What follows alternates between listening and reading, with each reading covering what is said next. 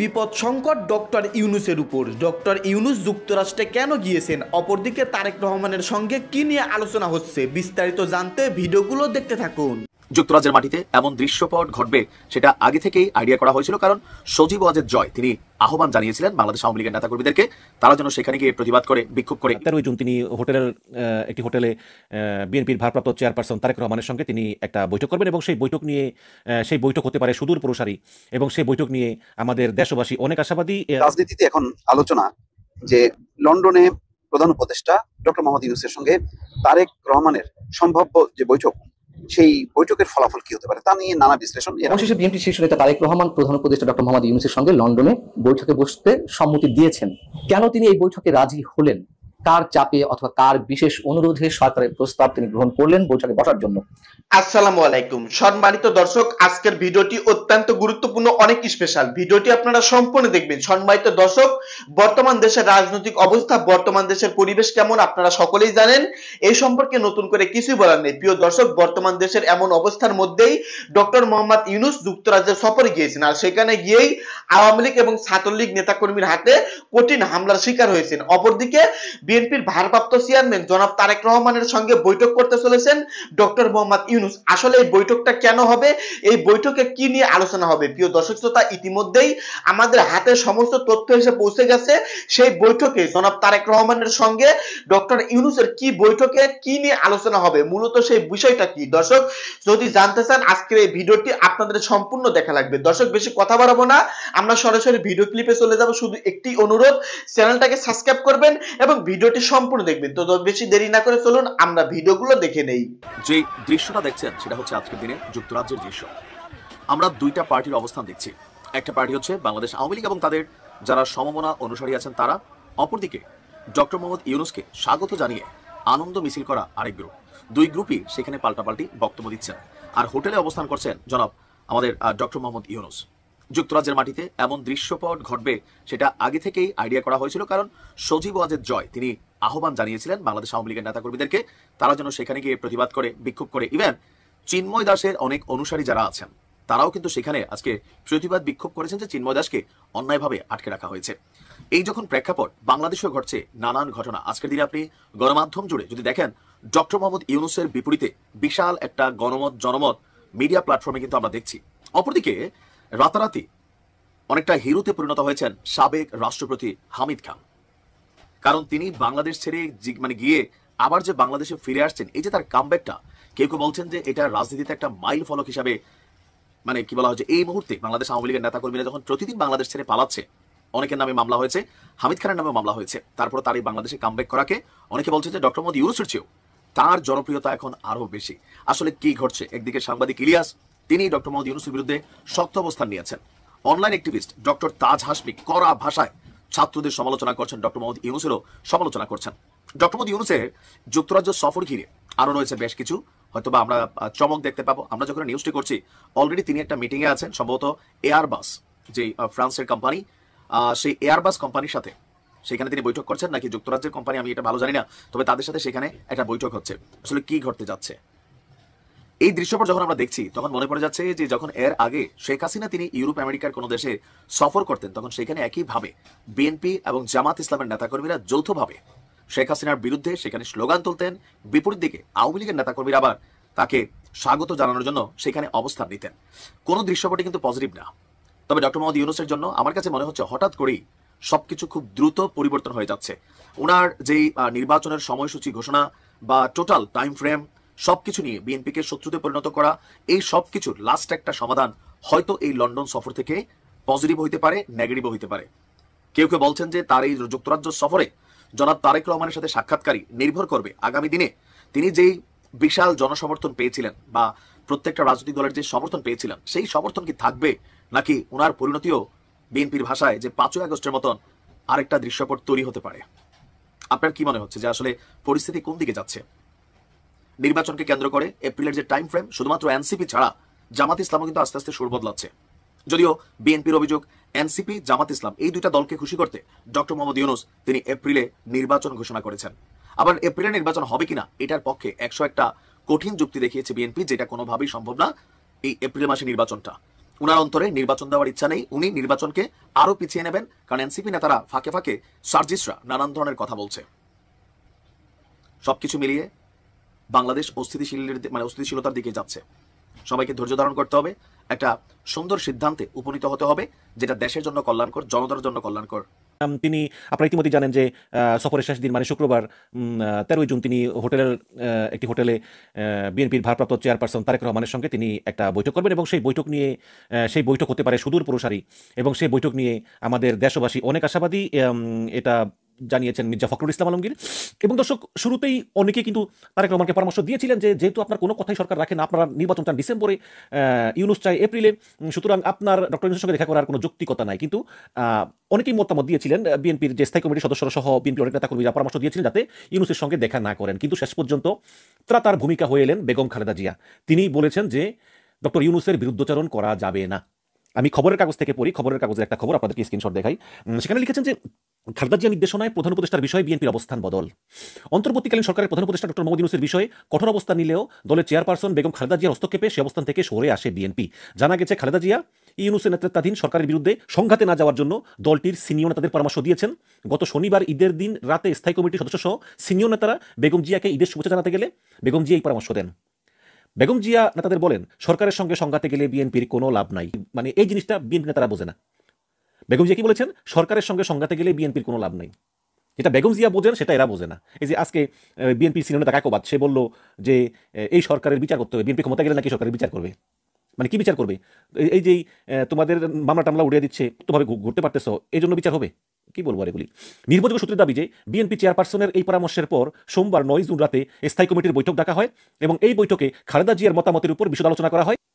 এই বিষয়ে আলোচনার পর কঠোর অবস্থান থেকে সরে আসার পাশাপাশি ডক্টর ইউনূসের সঙ্গে ভারপ্রাপ্ত চেয়ারম্যান তারেক রহমানের বৈঠকের বিষয়টি নিয়ে আলোচনা হয় এবং মঙ্গলবার 10 জুন সংবাদ সম্মেলনের মাধ্যমে বৈঠকের বিষয়টি জানানো হবে। সূত্র জানায়, লন্ডনে আগামী শুক্রবার 13 জুন ডক্টর ইউনূসের সঙ্গে তারেক রহমানের প্রায় 2 ঘণ্টাব্যাপী বৈঠক হওয়ার কথা রয়েছে। লন্ডনের ডরচেস্টার হোটেলে এই বৈঠক অনুষ্ঠিত হবে। প্রধান উপদেষ্টা দপ্তর থেকে এই বৈঠকটি নির্ধারণ করা হয়। ঈদের আগের দিন 6 জুন সন্ধ্যায় জাতির উদ্দেশ্যে প্রধান উপদেষ্টা বলেছেন যে জাতীয় সংসদ নির্বাচন আগামী বছরের এপ্রিল মাসের প্রথমার্ধের যে কোনো দিন অনুষ্ঠিত হবে। এরপর ওই রাতে স্থায়ী কমিটির বৈঠক ডেকে আলোচনার পর কড়া প্রতিক্রিয়া ব্যক্ত করে বিএনপি। দলটি বলেছে যে এপ্রিলের প্রথমার্ধে নির্বাচন হলে আবহাওয়া সংকট থাকবে, রমজানের মধ্যে নির্বাচনী প্রচারণা ব্যাহত হবে এবং কার্যক্রম বিঘ্নিত হতে পারে, যা নির্বাচনকে পিছিয়ে দেওয়ার আরেকটা কারণ বলে বিবেচিত হতে পারে। তাছাড়া ডিসেম্বরের মধ্যে নির্বাচন অনুষ্ঠান কেন নয়, এই বিষয়ে সুনির্দিষ্ট কোনো কারণ প্রধান উপদেষ্টা তার ভাষণে উল্লেখ করেননি। এরপর রাজনৈতিক অঙ্গনে পক্ষে বিপক্ষে নানা আলোচনা সমালোচনা হয়। এই পরিস্থিতির মধ্যে সরকার সংশ্লিষ্টদের সঙ্গে দফায় দফায় আলোচনার মাধ্যমে লন্ডনে ইউনূসের সঙ্গে তারেক রহমানের বৈঠকের বিষয়ে সিদ্ধান্ত হয় এবং তারেক রহমানও এই বৈঠকের বিষয়ে সম্মতি জানায়। এরপরে সোমবার রাতে বিএনপি স্থায়ী কমিটি বৈঠকে নির্ধারণ করা হয় যে হ্যাঁ, এই বৈঠক হবে এবং ধারণা করা হচ্ছে যে সরকারের বিরুদ্ধে আগের কঠোর অবস্থান থেকে সরে এসেছে বিএনপি। আমি মনে করি যে এটাই হচ্ছে বিএনপির জন্য সঠিক সিদ্ধান্ত। সূত্র জানায় যে প্রধান উপদেষ্টা এবং তারেক রহমানের মধ্যে বৈঠকে বাংলাদেশের রাজনীতিতে একটি গুরুত্বপূর্ণ মোড় হিসাবে দেখা হচ্ছে নির্বাচনের রোডম্যাপ, একটি সুষ্ঠু এবং নিরপেক্ষ নির্বাচনের পরিবেশ তৈরি এবং অন্যান্য রাজনৈতিক দলগুলোর ভূমিকা নিয়েও আলোচনা হতে পারে বলে ধারণা করা হচ্ছে। এবং নির্বাচনের আগে প্রধান উপদেষ্টা ডক্টর ইউনূস এবং বিরোধী দলের একজন শীর্ষ নেতার মধ্যে এই ধরনের উচ্চ পর্যায়ের আলোচনা দেশের রাজনৈতিক ভবিষ্যৎ নিয়ে নতুন কল্পনা জন্ম দিয়েছে এবং এই আলোচনার ফলাফল দেশের রাজনৈতিক অস্থিরতা কমাতে এবং একটি গ্রহণযোগ্য নির্বাচনের পথ প্রশস্ত করতে সহায়ক হবে কিনা তা এখন দেখার বিষয়। আপনারা জানেন যে রাজা চার্লসের কাছ থেকে কিং চার্লস হারমোনি অ্যাওয়ার্ড তিনি নেবেন, ব্রিটিশ প্রধানমন্ত্রী কিয়ার স্টারমারের সঙ্গে বৈঠক করবেন এবং পাশাপাশি প্রধান উপদেষ্টা যুক্তরাজ্যের নীতি গবেষণা প্রতিষ্ঠান চেতাম হাউসে আয়োজিত এক সংলাপেও তিনি অংশ নেবেন এবং এই সংলাপে অংশ নিয়ে তিনি 14 জুন তার দেশে ফেরার কথা রয়েছে। তার মানে একদম সফরের শেষ দিকেই তিনি বৈঠক করবেন এবং আপনারা জানেন যে এমিরেটস এয়ারলাইন্সের একটি ফ্লাইটে তিনি এইমাত্র হিথ্রো বিমানবন্দরে পৌঁছেছেন এবং তাকে স্বাগত জানিয়েছেন যুক্তরাজ্যে নিযুক্ত বাংলাদেশ হাইকমিশনার আবিদা ইসলাম এবং ব্রিটিশ রাজার প্রতিনিধিরাও সেখানে ছিলেন। এটা লন্ডনে বাংলাদেশের হাইকমিশনারে নিযুক্ত প্রেস মিনিস্টার আকবর হোসেন এটা জানিয়েছেন এবং আজকে তিনি লবিতেই বেশ কয়েকটি বৈঠক করবেন এবং বিমানবন্দর থেকে সেন্ট্রাল লন্ডন হোটেলে পৌঁছে তিনি নাস্তা সেরেই বেশ কয়েকটি বৈঠকের সূচি রয়েছে। তার মধ্যে আজকেই তার সঙ্গে দেখা করবেন অল পার্লামেন্টারি গ্রুপের সদস্যরা। এই গ্রুপের সদস্য চেয়ারম্যান আফসানা বেগম একজন বাংলাদেশ বংশোদ্ভূত ব্রিটিশ এমপি এবং এই মহিলা কিন্তু খুবই ফ্যাসিবাদ বিরোধী আন্দোলনে আমাদেরকে সহায়তা দিয়েছেন একজন ব্রিটিশ এমপি হয়ে। কিন্তু আমরা যে সহায়তা শেখ হাসিনার ভাগ্নি তো নিজেই এমপি, সে তো আর সহায়তা করবে না খালার বিরুদ্ধে, কিন্তু আরেকজন আছে রুশনার আলী, তার কাছ থেকে আমরা পাইনি। তো আমরা ওনার কাছ থেকে পেয়েছি আফসানা বেগমকে ধন্যবাদ। এই আর কি। তো এখন প্রধান উপদেষ্টা প্রেস সচিব শফিকুল ইসলাম তিনি মঙ্গলবার লন্ডনে প্রেস ব্রিফিং করতে পারেন। আসলে এই হচ্ছে ঘটনা। তো যাই হোক, শেষ পর্যন্ত বেগম জিয়া আরেকবার বিএনপিকে একটা সঠিক উপদেশ দিলেন এবং সেই উপদেশটা যদি বিএনপি রাখে, যদিও বিএনপি অলরেডি রাখা শুরু করেছে কারণ তারেক রহমানের সঙ্গে ডক্টর ইউনূসের বৈঠকটা হয়েছে, এটা একটা ভালো দিক। কিন্তু বিএনপি যে আন্দোলনের নামে ঘোষণা দিয়েছে ডিসেম্বরে নির্বাচনের দাবিতে, এটা যদি করে তাহলে কিন্তু বিএনপির বিরাট ভুল। এটা বেগম জিয়া বুঝতে পারছেন, কিন্তু অন্যান্য কতটুকু বুঝতে পারছেন সেটাই হচ্ছে বিষয়। যাই হোক, বেগম জিয়াকে ধন্যবাদ যে সঠিক সময়ে সঠিক উপদেশ দেওয়ার জন্য। রাজনীতিতে এখন আলোচনা যে লন্ডনে প্রধান উপদেষ্টা ডক্টর মোহাম্মদ ইউনূসের সঙ্গে তারেক রহমানের সম্ভাব্য যে বৈঠক, সেই বৈঠকের ফলাফল কি হতে পারে তা নিয়ে নানা বিশ্লেষণ। এর আগেও আমি একটা ভিডিও করেছি সকালের দিকে, নিশ্চয়ই আপনারা দেখেছেন। তো মির্জা ফখরুল ইসলাম আলমগীর এই তথ্য জানিয়ে তিনি বেশ আরো কিছু কথা বলেছেন, সেগুলো নিয়ে একটু বিশ্লেষণ করি। প্রথম আলো যেমন শিরোনামটি করেছে যে লন্ডনে প্রধান উপদেষ্টার সঙ্গে তারেক রহমানের বৈঠকে নতুন ডাইমেনশন তৈরি হতে পারে। এটা আশাবাদের কথা। স্বাভাবিকভাবেই এই ধরনের বড় ইভেন্টের ব্যাপারে রাজনীতিবিদরা আশা করেন। বিশেষ করে বিএনপি এক অর্থে যথেষ্ট পরিমাণ ভুক্তভোগী। অন্তত অনেকেই মনে করছেন যে বিএনপির সঙ্গে কথাবার্তা না বলে অন্যদের সাথে কথাবার্তা বলে অন্তর্বর্তী সরকার অনেক কিছু করছে। এই নিয়ে তাদের অভিযোগের অন্ত নেই। প্রতিনিয়তই নেতারা সেই কথাগুলো বলছেন, এবং সেই কথাগুলো যে একেবারে অযৌক্তিক সেটাও বলা যাবে না। যেমন এপ্রিল মাসটার যে নির্বাচনের সময়সূচিটা বলা হয়েছে, নিঃসন্দেহে বলা যায় যে তার আগের মাসটা একেবারেই হচ্ছে সেটি রমজান মাস, রোজার মাস, ঈদের মাস। সুতরাং এই সময় নির্বাচনী প্রচারণা চলে না। এখন রমজান ঈদ মিলায় যদি কেউ নির্বাচনী প্রচারণাটাকে তার মধ্যে ফেলতে চায়, এটা অত্যন্ত ব্যয়বহুল হবে। অন্যদিক দিয়ে ধর্মীয় দৃষ্টিকোণ থেকেও এটি ঠিক হবে না, যে তখন যে ধর্মীয় গাম্ভীর্য থাকে, ভাব গাম্ভীর্য, সেটা কিন্তু বিনষ্ট হতে পারে। তখন এই যে এক পক্ষ আরেক পক্ষের বিরুদ্ধে দলাদলি, বাংলাদেশে যা হয় আর এই কাদা ছোড়াছুড়ি, এই উত্তেজনা, এই চাঞ্চল্য, এটা ধর্মীয় যেই একটা অনুভূতি, প্রভাব, তার যে সৌন্দর্য, সেটাকে যথেষ্ট পরিমাণ ব্যাঘাত হবে। তাছাড়াও এইটা ব্যবসা বাণিজ্যের সময় অনেক কিছুই এটা সাপোর্ট করে না। তারপরেও প্রধান উপদেষ্টা এখন জাতির উদ্দেশ্যে ভাষণে বলেছেন, এটাকে কিভাবে তারেক রহমানের সঙ্গে আলোচনার মাধ্যমে সমন্বয় হবে, এটা একটা বড় প্রশ্ন।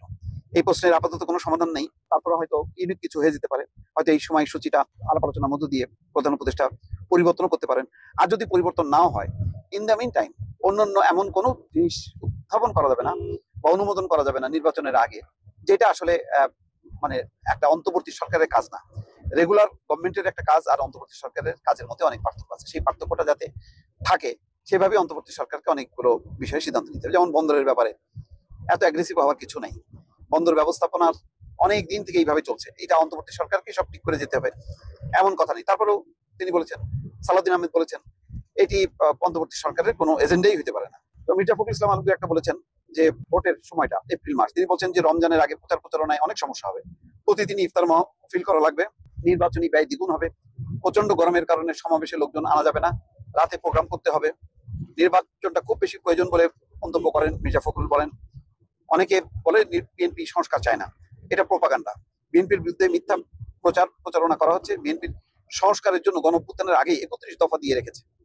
রাজনৈতিক দল, সংগঠন, সামাজিক যোগাযোগ মাধ্যম ব্যবহারকারী সহ সবার প্রতি আহ্বান জানিয়ে বলেছেন, জাতিকে বিভক্ত করবেন না, তাহলে যারা বাইরের শক্তি, যারা দেশ নিয়ে ষড়যন্ত্র করে, তারা সুযোগ পাবে। এটাও দেখেন একটা ভালো একটা আহ্বান। এই যে রুহুল কবির রিজভী বলছিলেন, এই যে শহীদদের বিষয় নিয়ে, অর্থাৎ জুলাইয়ের আন্দোলনের শহীদদের আত্মহতি, তাদের অসমাপ্ত কাজ, আকাঙ্ক্ষা, এই একটা বিষয় আর একটা ধর্মের কথা বলে রীতিমতো এক পক্ষ আরেক পক্ষকে ঠাসাঠাসি করা, কোণঠাসা করা, বিভক্ত করা, যে বিএনপি ভারতের দালাল, ভারতের সাথে মিলাই নির্বাচন চাইছে, এই যে কথাবার্তাগুলো, এইগুলো কি বলবো আর, এখন যদি উগ্রতা ছড়ানো হয় তাহলে সেটা ঠিক আছে, ধর্মীয় উগ্রতা। বিএনপি অবশ্যই, বিএনপি রক্তের মধ্যেই দুইটা জিন আছে, একটা হচ্ছে ধর্মীয় অনুভূতি আর একটা হচ্ছে ভারত বিরোধিতা। সুতরাং আজকে নতুন করে যদি ভারত বিরোধিতা বা ধর্মীয় অনুভূতির কথা শিখতে হয় অন্যদের কাছ থেকে বিএনপির, এটা বিএনপির জন্য দুঃখজনক। যাই হোক, এইটা প্রসঙ্গটা হচ্ছে যে একটা সফল বৈঠক হওয়া দরকার। তাহলে বাংলাদেশের এই মুহূর্তের প্রধান রাজনৈতিক দল বিএনপি, তার শীর্ষ নেতা তারেক রহমান এবং অন্যদিকে দেশ পরিচালনা করছেন ডক্টর মোহাম্মদ ইউনূস, এই দুইজনের মধ্যে যদি চমৎকার সৌহার্দ্য থাকে, সুসম্পর্ক থাকে, ঐক্য যদি মজবুত থাকে, তাহলে আসলে কেউ বাংলাদেশকে হারাতে পারবে না এই মুহূর্তে। এটা আমি নিশ্চিত করে বলতে পারি। দর্শক, আশা করতেছি বিস্তারিত ভিডিওগুলো আপনারা সম্পূর্ণ মনোযোগ সহকারে শুনেছেন এবং দেখেছেন। প্রিয় দর্শক, এই সম্পর্কে আমি আর কিছুই বলতে চাই না। যদি এই সম্পর্কে আপনারা কিছু বলতে চান, আপনাদের ব্যক্তিগত মতামত এবং বর্তমান দেশের নির্বাচন সম্পর্কে যদি আপনাদের কোনো মন্তব্য থেকে থাকে, আপনাদের গুরুত্বপূর্ণ মন্তব্যটি ভিডিও কমেন্টে অবশ্যই জানিয়ে দিবেন। দর্শক, ভিডিওটি এখানে শেষ করছি। দেখা হবে আবারও নতুন কোনো আপডেট নিউজ নিয়ে। ভিডিওটি সম্পূর্ণ আকারে দেখার জন্য আপনাদের সবাইকে অসংখ্য ধন্যবাদ।